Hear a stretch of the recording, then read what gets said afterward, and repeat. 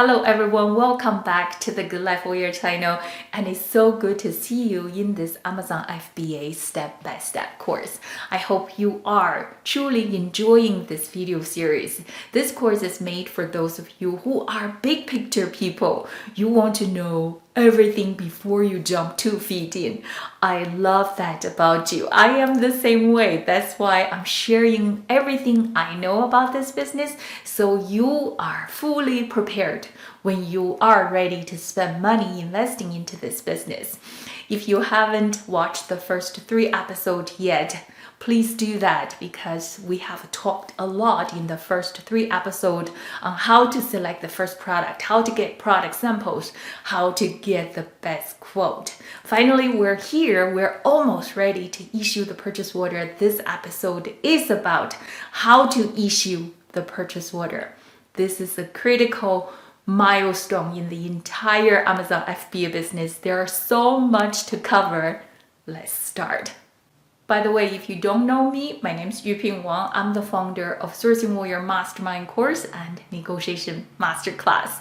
I have been working in the supply chain field for over 20 years. I deal with the suppliers day in and day out. Not every day is rosy, I can guarantee you that. But I do love sourcing. I enjoy negotiation. And I love empowering you to overcome your fear, to take better control of your suppliers, to negotiate better and get more profits for your business.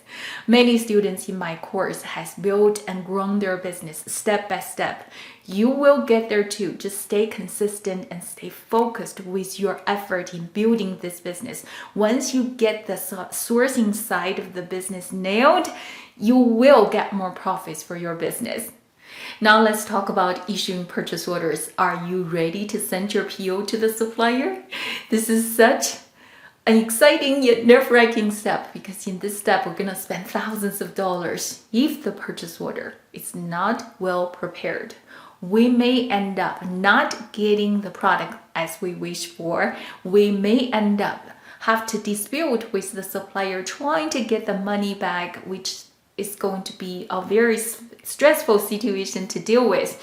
To prevent all of that from happening, let's think about what needs to be checkmarked before we send this purchase order to the supplier. For your first product, you may need to issue 2 purchase orders, one for the tool, another one is for the product. Let's talk about these 2 purchase orders separately.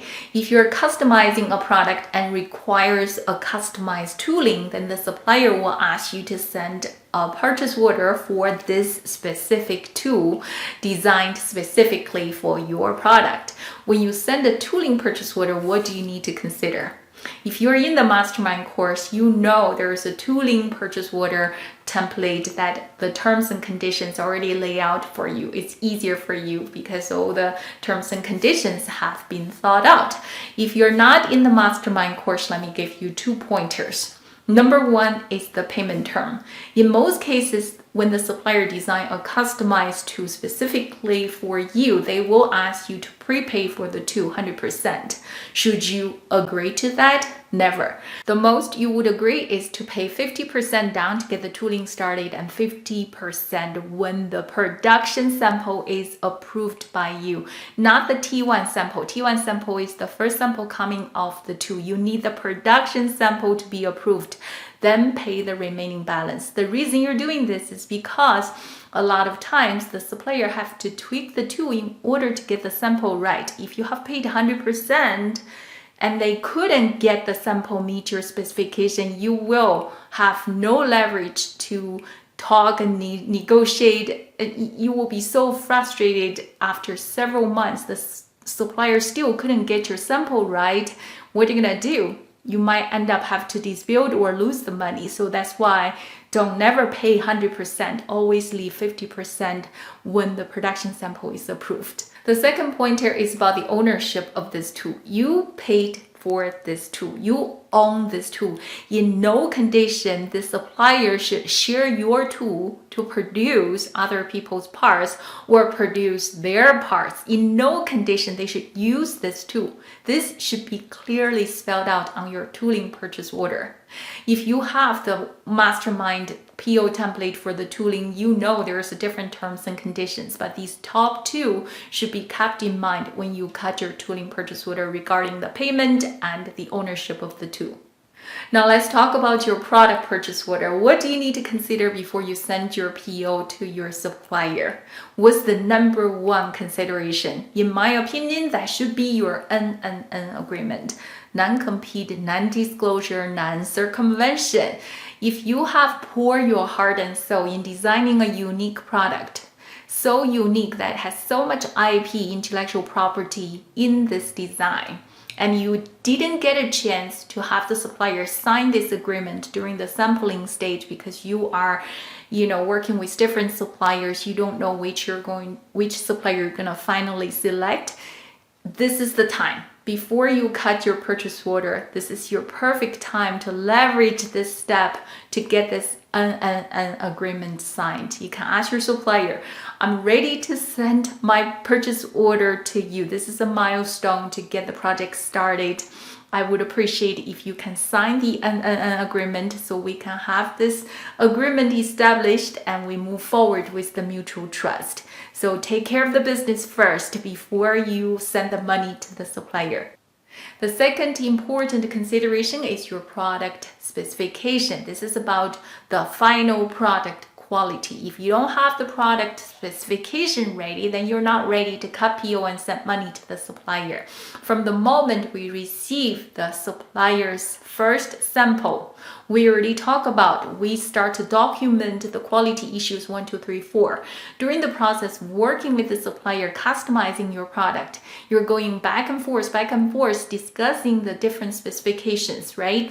By the time you're ready to issue the purchase order, you should be on the revision 3, revision 4, revision 5, depending on how many changes you have made to a sample product you received from the very beginning. And the final specification should be attached and accompanied with your purchase order. This is the standard where the supplier is going to produce against when it comes down to dispute. When you say the quality doesn't meet your specification, this is your reference point. It is irresponsible of you if you're sending the PO without a clear custom product specification. What else need to be considered? Payment term is all about money, right? By now, you should know you should never, ever pay 100% down payment, because if you do, you will have zero control over the situation. The supplier have 100% control because they have 100% of your money. The most you would pay is 50%. The standard should be 30%, but that's up to you to negotiate that 30%. I teach this entire negotiation masterclass to help you negotiate a better price, better payment term. If you don't have the negotiation masterclass, I do strongly encourage you to take the class, because this is a necessary skill for you to be successful in dealing with the suppliers. There are other terms and conditions need to be on the purchase order, such as the warranty. How would you like your warranty to be? Such as late delivery penalty. If the supplier continued to delay your order for months, for 2 months, for 3 months, and you cannot get your order, what happens when they keep delaying the purchase order? And there's also failed inspection. If you sent your third-party inspection to the supplier factory, but it failed, who's going to pay for the second inspection? How all these fees is going to be handled? So all the issues that you can think of now need to be spelled out on the purchase order. Once again, if you have the purchase order template in the mastermind course, you should follow that template. If you don't, just get the mastermind course, the best investment you can make for your business.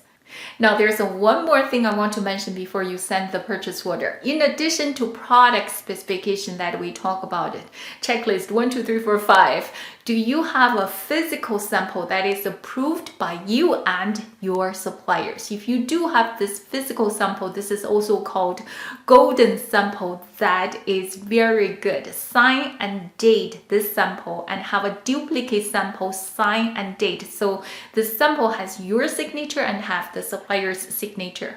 Retain one sample in your office and have the supplier have this golden sample too.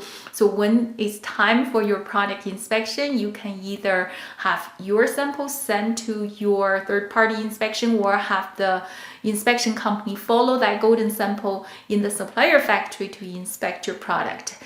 This is really critical because a lot of times the product specification on the paper may not be as clear as the physical approved sample. The color look like this. No matter how you describe it, the color look like this. Then the production product come out of the tool should match this golden approved sample. Now let's quickly summarize what we just discussed. If you're customizing a beautiful product, you may need to have two purchase orders, one for the tool, one for the product. For your tooling purchase order, make sure you never pay 100% because things may not work out as you wish for. And make sure you spelled out the ownership. You paid for it, nobody should touch or use your tool. For your product purchase order, what you need to consider? First thing is the NNN agreement. Establish trust before you send the money. Second is your product specification. Your product specification speak your quality expectation. This is what the supplier should respect and produce against. If you don't have the product specification, you're not ready to cut the purchase order yet. Of course, you're going to think about the payment term. You're going to think about the warranty. You're going to think about the late delivery and the failed inspection. All of that are in the purchase order template in the Sourcing Warrior Mastermind course. But even with this video, I hope you already get the pointers and ready to prepare your purchase order. If you don't want to use my template, that is totally fine. I hope you enjoyed this episode. I look forward to seeing you again in the episode number 5. We're going to talk about how to inspect the product.